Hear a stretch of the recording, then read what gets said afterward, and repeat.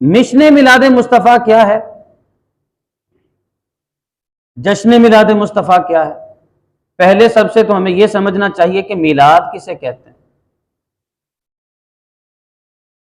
ہم سمجھتے ہیں کہ یہ جو محافل کرائی جاتی ہے نا جی، یہ میلاد ہے۔ میلاد کا معنی ہوتا ہے پیدائش، ولادت، پیدا ہونا کسی کا۔ ہمارے آقا صلی اللہ علیہ وآلہ وسلم پیدا ہوئے ہیں، نازل نہیں ہوئے۔ نازل ہونے میں اور پیدا ہونے میں بڑا فرق ہے۔ نازل جیسے قرآن پاک نازل ہوا، آسمانی کتابیں نازل ہوئیں، تورات، زبور، انجیل، صحائف، یہ نازل ہوئی ہیں، یہ پیدا نہیں ہوئی۔ اسی لیے وہ اللہ کی مخلوق نہیں ہے۔ جو نازل ہوتا ہے وہ اللہ کی مخلوق بولیے نہیں ہوتا، اور جو پیدا ہوتا ہے وہ اللہ کی مخلوق ہوتا ہے۔ گویا ہم جب یہ میلاد نبی صلی اللہ علیہ وآلہ وسلم کا اظہار کرتے ہیں، تذکرہ کرتے ہیں، اور محافل میلاد نبی صلی اللہ علیہ وآلہ وسلم کرتے ہیں، تو ہم یہ اعلان کرتے ہیں کہ ہمارا عقیدہ یہ ہے کہ ہمارے آقا صلی اللہ علیہ وآلہ وسلم اللہ کی مخلوق میں شامل ہیں۔ وہ اللہ نے نازل نہیں کیے، بلکہ اللہ نے بولیے پیدا کیے۔ تو ہمارے آقا صلی اللہ علیہ وآلہ وسلم بھی اللہ کی مخلوق میں شامل ہیں۔ ادھر مخلوق میں شامل، ادھر اللہ سے واصل۔ اگر اللہ کے ساتھ وصل نہ ہوتا، تعلق نہ ہوتا حضور علیہ الصلوۃ والسلام کا، تو اللہ سے لیتا کون؟ اور اگر مخلوق میں آپ شامل نہ ہوتے تو اس مخلوق کو دیتا کون؟ اس لیے اللہ رب العزت نے اپنے محبوب کو نازل نہیں کیا بلکہ پیدا کیا۔ تو میلاد کہتے ہیں پیدائش کو۔ جب بھی کوئی بچہ پیدا ہوتا ہے تو عربی میں لفظ بولا جاتا ہے میلاد ہو گیا، بچے کا میلاد ہو گیا، بچے کی ولادت ہو گئی، کسی کی بھی پیدائش ہو گئی، اس کو کہتے ہیں میلاد ہو گیا۔ ہمارے آقا صلی اللہ علیہ وآلہ وسلم کا بھی میلاد ہوا ہے، یعنی آپ کی پیدائش ہوئی ہے۔ ہمارے آقا صلی اللہ علیہ وآلہ وسلم نے خود ارشاد فرمایا میں تمہیں بتاؤں، میں اپنی والدہ محترمہ کا وہ خواب ہوں جو انہوں نے میری ولادت کے وقت دیکھا۔ اور کیا دیکھا؟ کہ ایک نور ان کے جسم سے نکلا اور اس سے ان پر شام کے محلات بھی روشن ہو گئے۔ اور پھر فرمایا میں دعائے ابراہیم ہوں، ابراہیم علیہ السلام نے جو کعبہ بنا کر دعا مانگی تھی کہ یا اللہ میری نسل میں سے، میری ذریت میں سے وہ اپنا محبوب مجھے عطا فرما۔ تو فرمایا میں اپنے جد امجد حضرت ابراہیم علیہ السلام کی دعا کا ثمر ہوں۔ تو حضور کی ولادت ہوئی۔ جب آپ کی ولادت ہوئی تو یہ میلاد مصطفیٰ ہو گیا۔ اور یہ بات سیرت کی کتابوں میں لکھی ہوئی ملتی ہے کہ ہمارے آقا صلی اللہ علیہ وآلہ وسلم جب اس دنیا میں تشریف لائے تو آپ سجدے کی حالت میں تھے، سجدے کی حالت میں تھے۔ گویا یہ آپ سمجھ لیجئے کہ میلاد مصطفیٰ تو یہ ہے کہ آپ کی ولادت ہو گئی، اور مشن مصطفیٰ بھی حضور نے آتے ہی ارشاد فرما دیا اور کر کے دکھا دیا کہ جب میری ولادت کا تم جشن مناؤ گے یہ میلاد مصطفیٰ کا جشن ہوگا، لیکن مشن میلاد مصطفیٰ یہ ہوگا کہ تم نے اللہ کی عبادت کو نہیں چھوڑنا۔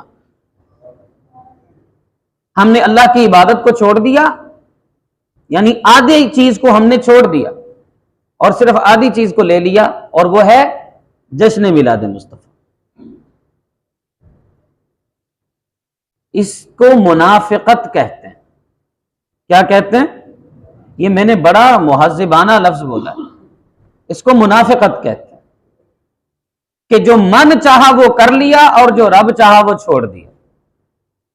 جس چیز کا اپنا پروفٹ اور فائدہ نظر آیا اس کو کر لیا، اور جس چیز میں اپنا فائدہ نظر نہیں آتا بھلے کسی کا نقصان ہی ہو، اسلام کا بھی نقصان اس میں ہو جائے، دین کا نقصان ہو جائے، اس کو چھوڑ دیا. اس کو منافقت کہتے ہیں. اور یہ یہودیوں کی روش تھی. قرآن میں اللہ رب العزت فرماتا ہے افتؤمنون ببعض الکتاب وتکفرون ببعض.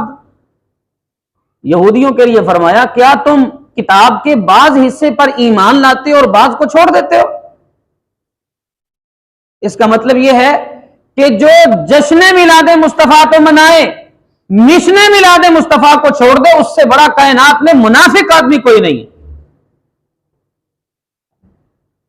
مشن میلاد مصطفیٰ کیا ہے؟ اللہ کی عبادت کی جائے، جھکا جائے اللہ کی بارگاہ میں. یہاں پر صف بنا لو، یہاں پر لائنیں بنا لو اللہ کے گھر میں، تاکہ جو اور قسم کی لائنیں بن رہی ہیں نا آج کل، ان لائنوں سے بچ جاؤ. کبھی پیٹرول کی لائن ہے، کبھی آٹے کی لائن ہے، کبھی چینی کی لائن ہے، کبھی کسی چیز کی لائن ہے، کبھی کسی چیز کی لائن ہے. ان لائنوں سے بچ جاؤ گے، ان لائنوں میں کھڑے ہو جاؤ. یہ مشن میلاد مصطفیٰ.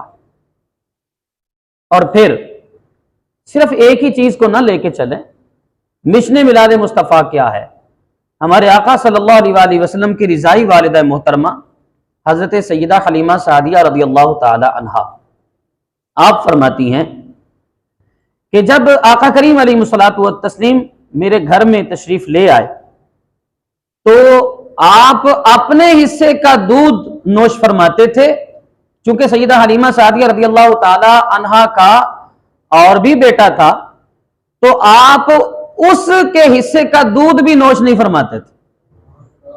حضور نے ابتدا میں ہی کسی کا حق نہیں مارا ہے. آج تو ہماری حالت یہ ہے کہ ہر بندہ اپنے بہنوں کا قبضہ کر کے بیٹھا ہے، بھائیوں کا قبضہ کر کے بیٹھا ہے، بھتیجوں بھانجوں کا قبضہ کر کے بیٹھا. جس کی جہاں پر چلتی ہے وہ قبضہ کر لیتا ہے. مال دبا کے بیٹھ جاتے ہیں، جائیداد دبا کے بیٹھ جاتے ہیں، کسی کو ایک بالش دینے کے لیے تیار نہیں ہوتے.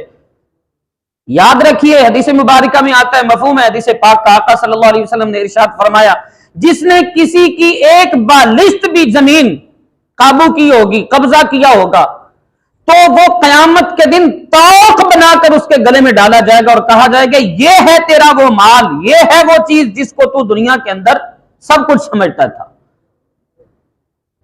اور اس کا وزن اس وقت اٹھایا نہیں جا سکے گا. جو کسی کا ایک پیسہ بھی دباتا ہے اس کو بھی قیامت کے دن حساب دینا پڑے گا. حق نہیں مار سکتے کسی کا.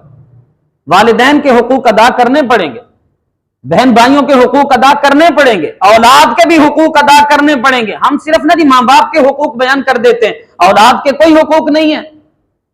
ماں باپ کے حقوق اعلیٰ ہیں مگر اولاد کے حقوق بھی چھوٹے نہیں ہیں. ماں باپ کے حقوق اعلیٰ ہیں مگر میاں بیوی کے حقوق بھی چھوٹے نہیں ہیں. چھوٹ نہیں سکتے آپ کسی جگہ سے بھی. یہ جب شادی ہوتی ہے نا جی، اس کا مطلب پتا کیا ہوتا ہے کہ پتر اور دھی جڑے نے سیانی ہو گئے. اب یہ سیانے ہو گئے، عقل مند ہو گئے، بڑے ہو گئے. شریعت میں جب بچہ یا بچی بالغ ہوتے ہیں تو شریعت یہ کہتی ہے، گویا اللہ رسول یہ فرماتے ہیں کہ اب یہ سیانے ہو گئے، اب یہ ذمہ دار ہو گئے. اس لیے جو ذمہ دار شریعت نے کر دیا ہے، جو مکلف شریعت نے بنا دیا ہے، اب اس کو اپنی ذمہ داریاں نبھانی چاہیے اور پہلے اس ذمہ داریوں کے بارے میں سیکھنا چاہیے. اسی لیے ہم گاہے بگاہے یہاں پر یہی کچھ کرتے ہیں، سکھاتے ہیں. ہم کوشش کرتے ہیں کہ جہاں تک ہو سکے اس حساب سے آپ کو سکھا دیا جائے، بتا دیا جائے، اپنا فرض منصبی ادا کر دیا جائے. بھلے اس کے لیے ہمیں جتنی بھی تنقید کا سامنا کرنا پڑے، کوئی فرق نہیں پڑتا، کیونکہ یہ منصب ایسا ہے کہ اس پہ ہر چیز کو بیان کرنا پڑے گا. اور شریعت یہ کہتی ہے کہ جس کی جتنی عمر ہے اس عمر کے حساب سے اس پر علم دین سیکھنا اور اس عمر کے مسائل سیکھنا فرض ہے. اگر کوئی بچہ ہے ابھی تو بچوں کے مسائل اس کو معلوم ہونے چاہیے. ابھی چونکہ اس کو خود ذمہ دار وہ نہیں ہے تو ماں باپ کے اوپر ذمہ داری بنتی ہے، بڑوں کے اوپر ذمہ داری بنتی ہے. اس لیے 7 سال تک تو شریعت نے مکلف ہی نہیں بنایا، پھر 7 سے 10 سال تک صرف سکھانے کا پروسیس رکھا ہے. 10 سال سے پہلے تک پروسیس ہے، صرف کر لے گا تو ثواب ہے، نہ کرے گا تو گناہ والا سلسلہ نہیں ہے. لیکن جب 10 سال کا بچہ ہو جاتا ہے تو شریعت نے اس کو مکلف بنا دیا ہے. اب اگر وہ نماز نہیں پڑھے گا تو اس کو گناہ کبیرہ ہے، یہ اس گناہ کبیرہ کا مرتکب ہو رہا ہے، اپنے فرض کو چھوڑ رہا ہے. اسی طرح اور باقی معاملات ہیں کہ جب وہ بچہ بڑا ہو رہا ہے تو اس کو بڑے ہونے کے مسائل سیکھنے چاہیے. نوجوانی کے مسائل سیکھیں، اور یہ فرض ہے، اسی کو فرض علوم کہتے ہیں. یہ مشن میلاد مصطفیٰ ہے. آپ کو پتہ ہے ہمارے آقا صلی اللہ علیہ وآلہ وسلم نے کس طرح کی تربیت فرمائی ہے. چھوٹی چھوٹی بات کو بھی حضور نے چھوڑا نہیں ہے، چھوٹی چھوٹی بات کو بھی. اب دیکھیے نا، حضور علیہ الصلوۃ والسلام کی ایک حدیث مبارکہ آپ کا فرمان ہے، آپ نے فرمایا میں تمہارے لیے ایک باپ کی طرح ہوں، حدیث پاک میں ہے. اب یہ بات کرنا، یہ جملہ کرنا بڑا ضروری تھا، کیونکہ اس سے آگے بات ہی کچھ ایسی تھی. یہ جملہ کہنا بڑا ضروری تھا. حضور علیہ الصلوۃ والسلام نے فرمایا میں تمہارے لیے باپ کی طرح ہوں. حالانکہ قرآن کے اندر اللہ رب العزت فرماتا ہے تم میں سے کسی کے باپ نہیں ہے. حضور، میرا رسول، میرا نبی تم میں سے کسی کا باپ نہیں ہے. مگر حضور نے، حضور علیہ الصلوۃ والسلام کی چونکہ ذمہ داری تھی، فرض منصبی تھی، حضور علیہ الصلوۃ والسلام نے فرمایا کہ میں تو معلم بنا کر بھیجا گیا ہوں، اور جو معلم ہوتا ہے اس کی حیثیت کیا ہوتی ہے. اب حضور نے بیان فرمایا میں تمہارے لیے باپ کی حیثیت رکھتا ہوں، میں تمہارے لیے، بولیے، باپ کی حیثیت رکھتا ہوں. اسی جملے کے فوری بعد حضور علیہ الصلوۃ والسلام نے جو جملہ ارشاد فرمایا کمال کا ہے. حضور علیہ الصلوۃ والسلام نے فرمایا استنجا الٹے ہاتھ سے کیا کرو. یہ بات کوئی عام بندہ کہہ نہیں سکتا تھا، یا استاد کہہ سکتا ہے یا پھر باپ کہہ سکتا ہے. اس کے علاوہ کسی اور کے لیے یہ جملہ تھا ہی نہیں. استاد نے سکھانا ہوتا ہے، یا باپ اپنے بیٹے کو سکھا سکتا. ہمیں بھی ہمارے باپ نے، ہمارے والد صاحب نے بہت کچھ سکھایا، ہمارے اساتذہ نے بہت کچھ سکھایا. تو حضور علیہ الصلوۃ والسلام نے چھوٹی چھوٹی بات کی طرف بھی خاص توجہ دی ہے، عام نہیں، خاص توجہ دی، تاکہ چھوٹی سے چھوٹی بات بھی رہ نہ جائے. یہ ہے مشن میلاد مصطفیٰ جو بچوں کو ابتدا سے سکھائیے. ہمیں اپنے بچوں کو استنجا کرنے کا طریقہ سکھانا ہے، غسل کرنے کا طریقہ سکھانا ہے، وضو کرنے کا طریقہ سکھانا ہے. جس بچے کی جب بالغ ہو جاتا ہے اس سے پہلے تک جس بچے کو وضو اور غسل کا طریقہ نہیں پتا، اس کو استنجا کرنے کا طریقہ تک نہیں پتا، وہ کیا خاک مشن میلاد مصطفیٰ پہ چلے گا؟ اور جن کے بچے یہ مسائل ابھی تک نہیں جانتے، بالغ ہو چکے ہیں، بچوں سے کیا گلہ، بڑے نہیں جانتے. عورتوں کے مسائل عورتوں کو نہیں پتہ ہیں. یہاں پر ایک عالم صاحب تشریف لائے تھے، انہوں نے ایک جملہ کہا میں کبھی اس کو بھول نہیں سکتا. انہوں نے کہا تھا ہم نے انگریزی اتنی پڑھ لی ہے کہ انگریزوں کو بھی پڑھا سکتے ہیں، مگر اسلامیات اور عربی ہم نے اتنی بھی نہیں سیکھی ہے کہ جو مر جائے تو اس پر فاتحہ کر سکیں.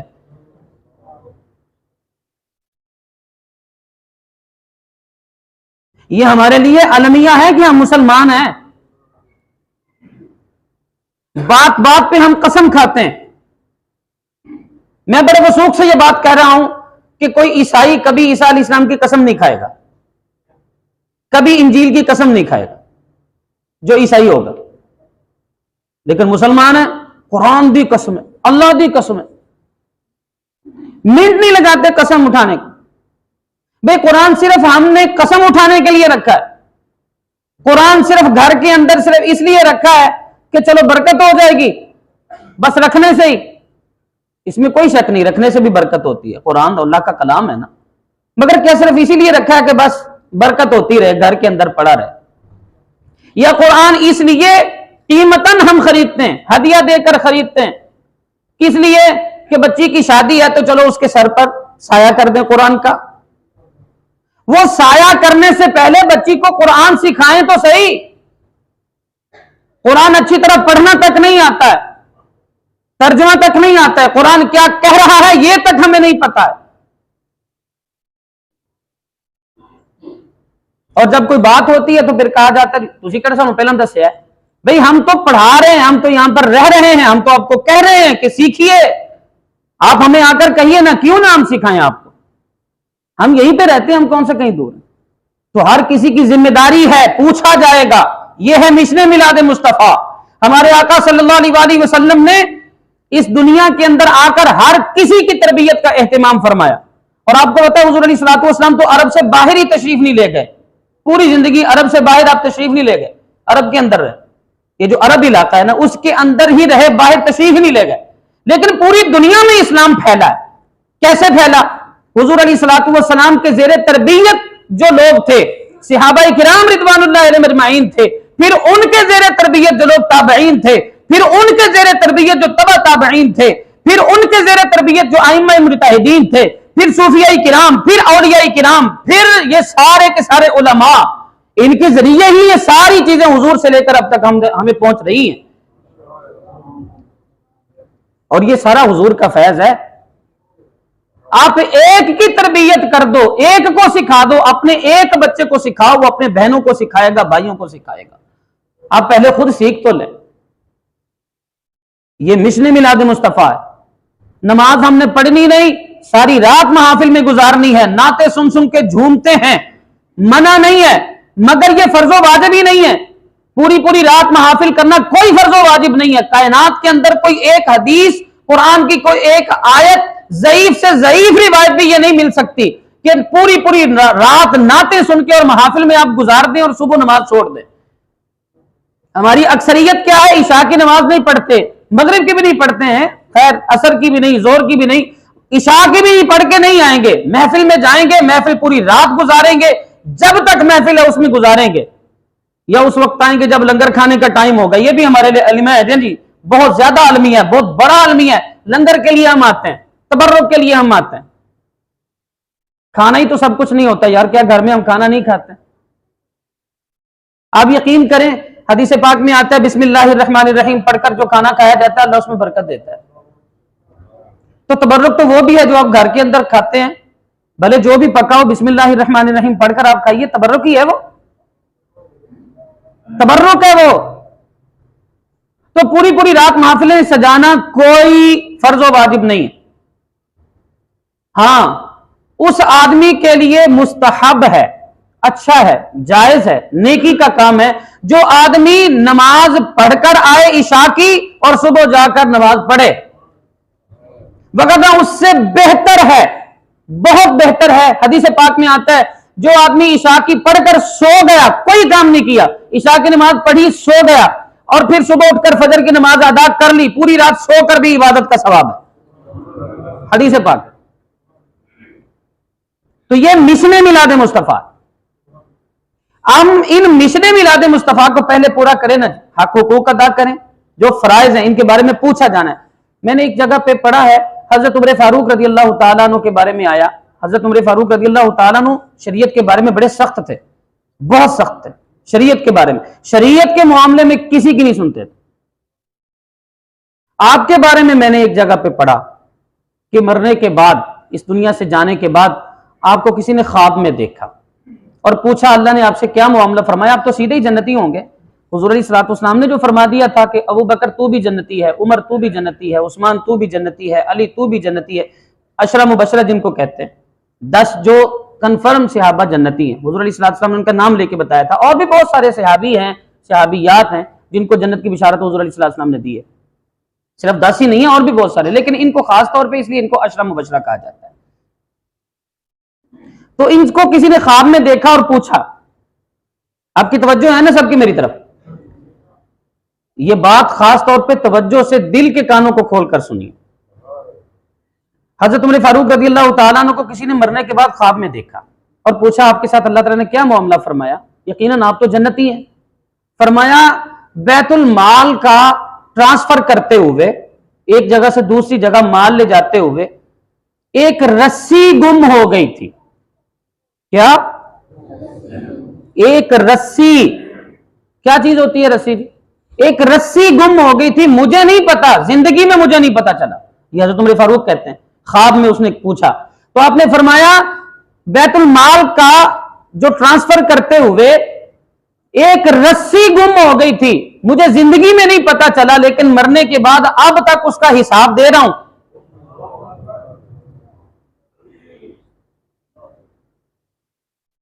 सोचिए, जो सबका हक दबा के बैठे हैं, बहनों की शादियां कर देते हैं, बहनें जब अपना हिस्सा मांगती हैं तो कहते हैं शादी नहीं की थी तेरी। भतीजे हैं या भांजे हैं, उनका हक दबा के बैठे हैं और कहते हैं तनु से रखिया नहीं कोल, तनु पालिया नहीं असी। भाई का घर साथ है या उसी गली के अंदर है या उसी गांव के अंदर है या उसी शहर के अंदर है, फिर भी जब फितराना देने का या ज़कात देने का वक्त आता तो पूछते हैं जी आप सब कोई है कोई बंदा जरा ज़कात दे लाए तो वैसे देने हैं। भाई खाने के लिए तरस रहा है और बाहर ढूंढते हैं कि किसको दें।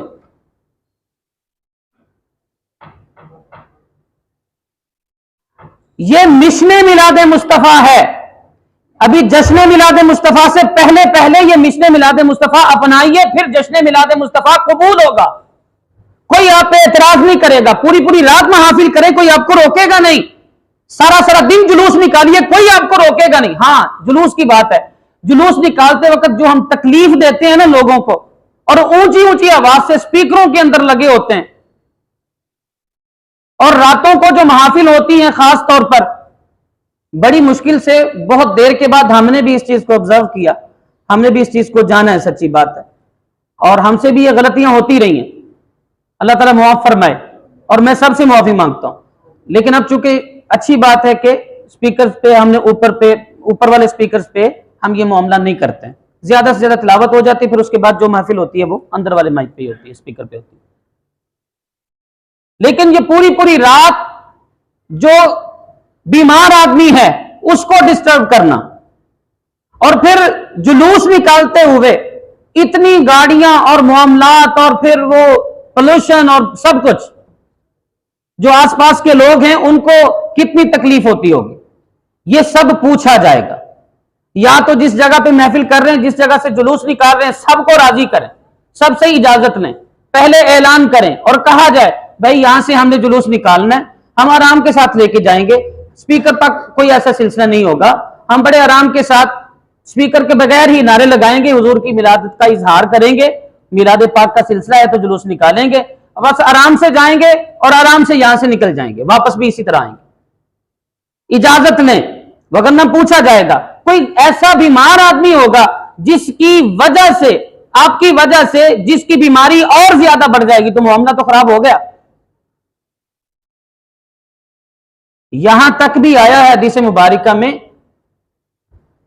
कि जो इमाम हो उसको ख्याल रखना चाहिए कि उसके पीछे जो मुक्तदी हैं क्या उनमें कोई ऐसा बंदा तो नहीं जो बीमार हो, जो ज्यादा खड़ा ना हो सकता हो या ज्यादा लंबी नमाज ना पढ़ सकता हो, और इमाम साहब जो लंबी लंबी क़रात शुरू कर दें और पीछे वो गिर जाए, पीछे वो मामला खराब हो जाए। जितना जरूरत है उतना तो है ना जी, वो तो किसी की भी नहीं उसमें मानी जा सकती ना, लेकिन इतनी बड़ी क़रात शुरू कर देना कि मामला ही खराब हो जाए, ये मना फरमाया गया शरीयत में। तो जब नमाज के अंदर इस तरह मना फरमाया गया है तो फिर ये जो नात खानी है या बाकी महाफिल का सिलसिला है या जुलूस का सिलसिला, उसमें तंग करने का किसने कह दिया, किसने इजाजत दे दी? अच्छा, ये मेरी बातों को उल्ट मत ले लीजिएगा, अक्सर तौर पर मेरी बातें उल्टी ली जाती है या आधी सोच ली जाती है, आधी उस पर अमल कर लिया जाता है और आधी को मेरे खाते में डाल दिया जाता है। मैं किसी को ना मिलाद से मना कर रहा हूं, ये जो महाफिल मिलाद होती है मैं मना नहीं कर रहा हूं, मैं खुद मिलाद की महफिल में जाता हूं, मैं खुद नात ख्वां, मैं खुद तकरीर करता हूं, मैं खुद महाफिल करवाता भी हूं, करता भी हूं, आप भी जानते हैं, हम खुद जुलूस निकालते हैं। हम तो अल्हम्दुलिल्लाह हर साल जब आका सल्लल्लाहु अलैहि वसल्लम की मिलाद पाक का सिलसिला होता है तो 12 रबीउल अव्वल शरीफ को सुबह फजर की नमाज से पहले रात को हम ऐलान कर देते हैं। सुबह माशाल्लाह तहज्जुद के वक्त में लोग आकर यहां पर हुजूर अलैहिस्सलातु वस्सलाम की सुन्नत अदा करते हुए तहज्जुद की नमाज अदा करते हैं।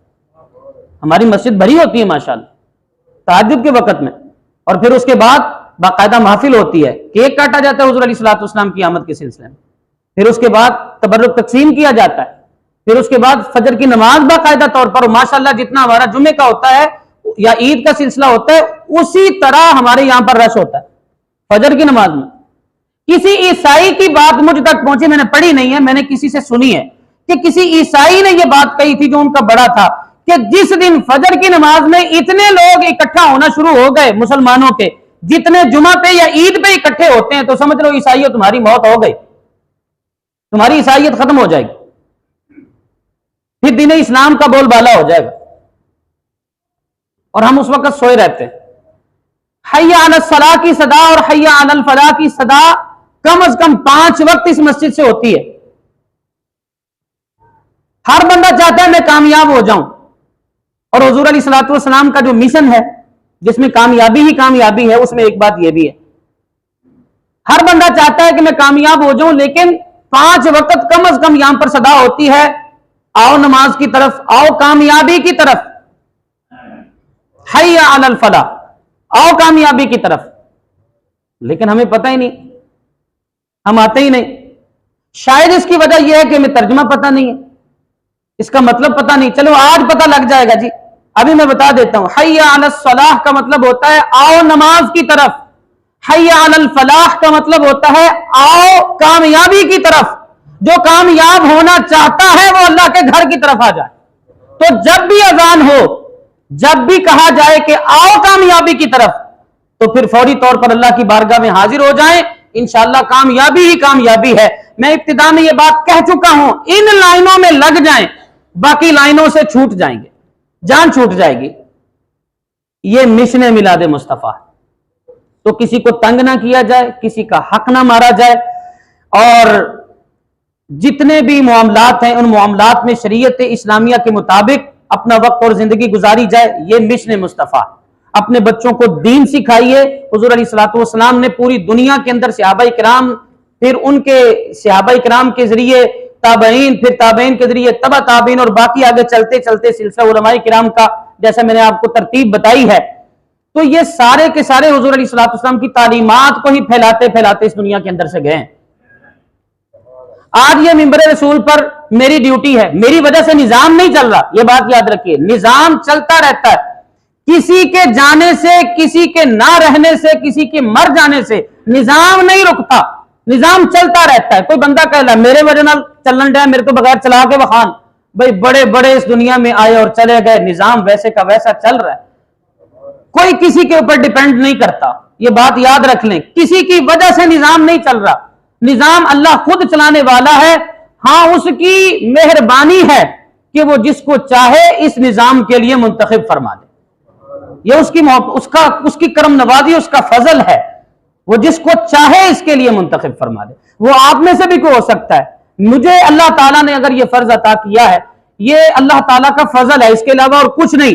میرے جیسے گلیوں میں پھرنے والے لوگ ہیں، میرے جیسے دیہڑی دار لوگ ہیں، ہمیں کچھ رخاب کے پر لگیں، یہ تو قرآن اور حدیث کا فیض ہے، یہ تو قرآن اور حدیث اور دین کی وجہ سے اللہ نے اتنی عزت عطا فرمائی، وگرنہ کچھ نہیں ہے ہم میں۔ اس لیے خیال رکھا جائے، مشن میلاد مصطفیٰ اس کو کبھی نہ چھوڑا جائے۔ مشن میلاد مصطفیٰ کو چھوڑ کر جو جشن میلاد مصطفیٰ منائے وہ منافق ہے۔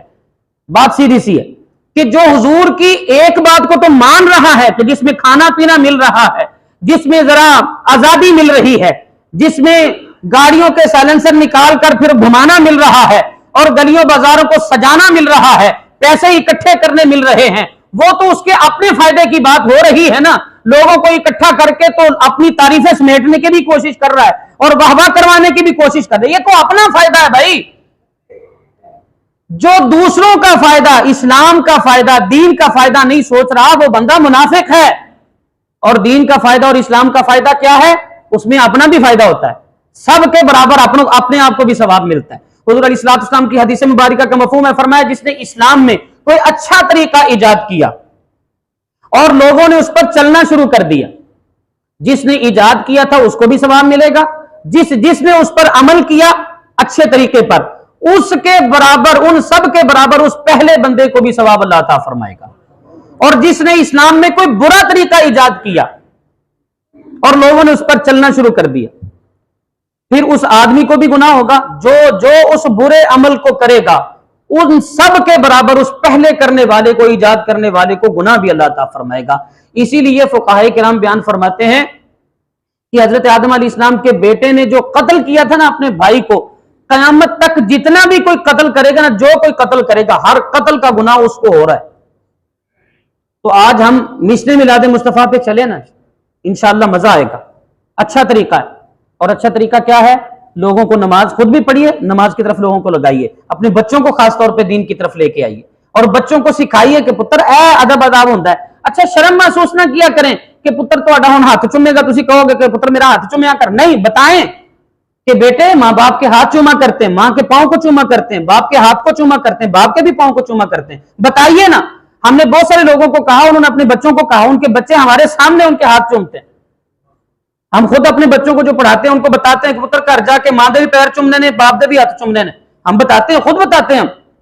کم از کم، اچھا آپ کو پتہ ہے باپ تھکا ہوا گھر آتا ہے سارا دن، جب بچہ اس کا ہاتھ چومے گا نا، سچی بات یہ ہے اس باپ کی ساری تھکاوٹ دور ہو جائے گی۔ ماں سارا دن کام کرتی ہے، جب بیٹا جائے گا اس کے پاؤں کو جا کر چومے گا یا ہاتھ کو جا کر چومے گا نا، ماں کی سارے دن کی تھکاوٹ دور ہو جائے گی کہ آج میری محنت جڑی رنگ لے آئی۔ بیٹیوں کے لیے بھی یہی ہے، بیٹوں کے لیے بھی یہی۔ اللہ تعالی ہم سب کو عمل کی توفیق عطا کرے۔ وما علینا الا البلاغ المبین۔ سنت ادا کرے۔